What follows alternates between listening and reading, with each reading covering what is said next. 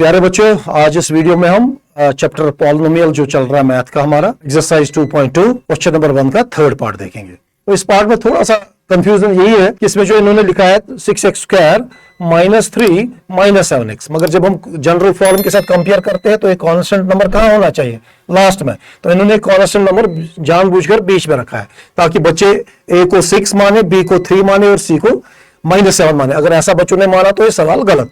यहाँ पर हम इसको थोड़ा सा पहले एडजस्ट करेंगे जनरल फॉर्म के साथ। स्क्वायर टर्म तो ठीक है 6x², मगर आपको फिर होना चाहिए x टर्म यानी -7x। तो यही थोड़ा सा यहाँ एडजस्टमेंट करना था पहले क्वेश्चन को। बाकी वही है जैसे आप ABC निकालते थे, क्वेश्चन वही है, find the zeros of a polynomial.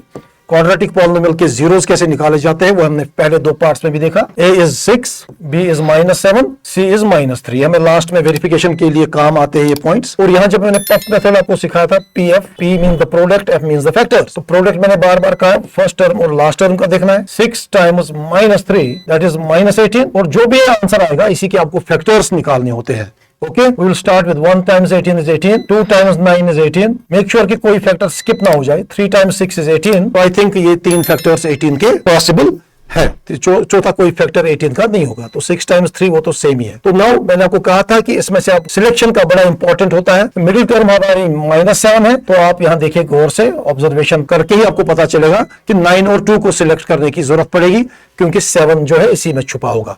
तो -7 के लिए छोटे की साइन नेगेटिव, बड़े की साइन छोटे का पॉजिटिव, बड़े का नेगेटिव रखना पड़ेगा।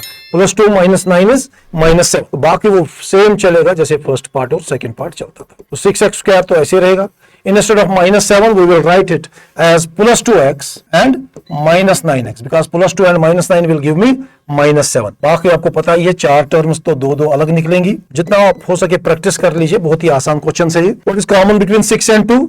जैसे मैंने आपको सिखाया था जो HCF होगा इनका that is 2. What is common between x² and x? That is x. So what will be left? 2 times 3 is 6, 6x. Okay, 3x plus it will be simply 1 because 2x times 1 is 2x. Now minus sign है तो minus की sign. What is common between 9x and 3? That is simply 3 because the HCF of 9 and 3 is 3. तो यहाँ पर क्या बचेगा? अगर किसी का मतलब विजन तेज हो वो सिंपली जो इस ब्रैकेट में टर्म होगी 3x + 1 वो फोटो कॉपी यहाँ करके इसको कॉपी पेस्ट कर लेगा। वैसे भी आप चेक कर सकते हो इसको। 3 times 3 is 9 and 3 times 1 is 3। तो यहाँ पर पॉजिटिव क्यों आया वो हमने आपको सिखाया था, जो हम माइनस कॉमन निकालते और इस ब्रैकेट और इस ब्रैकेट में मेक श्योर के सेम टर्म आ रही है। तो अब हम उसको कॉमन निकालेंगे, दैट मींस 3x + 1 को हम एक बार लिखेंगे। और ये आप देखिए पूरे सवाल जो भी सवाल है सेम प्रोसेस फिलहाल चल रहा है पहले 3 पार्ट्स का। उसके बाद आपको पता है फैक्टर्स निकालने के बाद हमें स्टेप लिखना होता है टू गेट द जीरोस, क्योंकि हमारा असली क्वेश्चन है ना जीरोस निकालिए। तो गेट द जीरोस क्या है definition? Put p of x equal to 0, क्योंकि अगर आपने पहले वीडियो में इंट्रोडक्शन वीडियो में हमने देखा होगा what is a zero of a polynomial, ये वो वैल्यू होता है x का जिसपे हमारा पॉलिनोमियल ही 0 बनता है। इसलिए हम पूरे पॉलिनोमियल को ही 0 बना रहे हैं। तो it will be 3x + 1 into 2x - 3 equal to 0। तो अब आपने यहाँ गौर से देखा होगा यहाँ प्रोडक्ट ऑफ 2 टर्म्स इज 0, तो ईदर और करके आप लोगों को सिखाया गया होगा, ईदर एंड और। तो या तो हमारा ये 3x + 1 पहला फैक्टर जो है या तो ये 0 होगा या तो 2x - 3 हमारा 0 होगा। ओके, उसके बाद आपको पता है +1 वहां जाके -1 बनेगा और 3 नीचे डाउन उतरेगा। तो x की पहली वैल्यू आ गई -1/3, that will be our alpha. Okay, -1/3। And दूसरी वैल्यू क्या आ जाएगी? गौर से देखिएगा, -3 वहां जाके 3 बनेगा और ये जो 2 है वो, तो ये 3/2 हमारा बीटा बन जाएगा। These are the two zeros simply -1/3 and 3/2। तो जीरोस निकालने के बाद चूंकि उन्होंने हमें वेरिफिकेशन पार्ट भी मांगा होगा, तो वेरिफिकेशन में आपको बार बार बोला गया है, तो वो फॉर्मूलाज दो हमने पढ़ी थी, alpha plus beta that is -b/a। एक तो हमें सम को वेरीफाई करना होता है और प्रोडक्ट यानी अल्फा इंटू बीटा c/a। यही दो चीजें आपको देखनी है ये ट्रू है या नहीं है।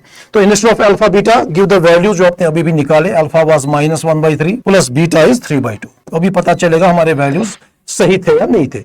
देन माइनस टाइम्स b की वैल्यू आप यहाँ से गौर से देखिए -7 था वो, डिवाइड बाय a वाज 6। तो यहाँ आपको पता होगा यहाँ पर हम एलसीएम करते हैं, cross multiply, -2 times 1 is -2 plus 3 times 3 is 9 divide by 6 is equal to negative positive 7/6 आ रहा है। तो यहाँ देखिए 9 में से 2 कटेगा तो यहाँ से भी देखिए 7/6 ही और यहाँ से भी, तो दैट मीन्स ये कंफर्म हो गया कि हमारे जो आंसर्स थे वो बिल्कुल, तो हमने यहाँ वेरीफाई किया सम को।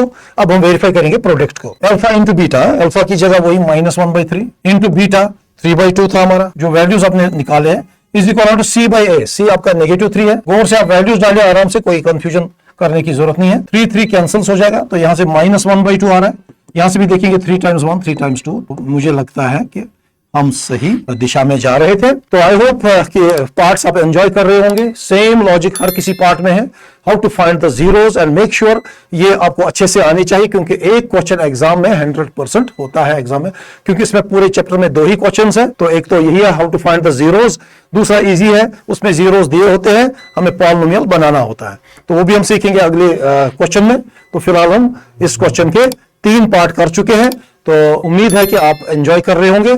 मिलते हैं आपसे नेक्स्ट वीडियो में।